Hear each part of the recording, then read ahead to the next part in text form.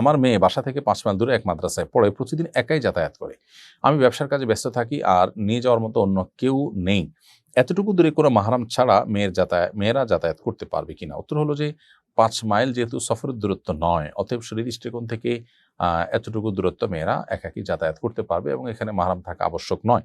সফরের দূরত্ব যদি হয় ধরুন 75 কিলোমিটার দূরে যাবে মেয়ে, তাহলে সেক্ষেত্রে তার সাথে একজন মাহরাম অবশ্যই থাকতে হবে। ভাই, বাবা, মামা, চাচা, দাদা, নানা যারা তাদের মাহরাম, এরকম কোনো একজন পুরুষ থাকতে হবে সাথে, এবং এটা তার বডিগার্ডের মতো, তার নিরাপত্তার প্রয়োজনে তার কোনো অনভিপ্রেত পরিস্থিতির মুখোমুখি যেন না হয়। মুসলিম নারী অনেক তার মর্যাদা অনেক বেশি আল্লাহর কাছে এবং ইসলামের দৃষ্টিতে, অতএব সেজন্য একজন মাহরাম সাথে থাকার নির্দেশ ইসলাম করেছে।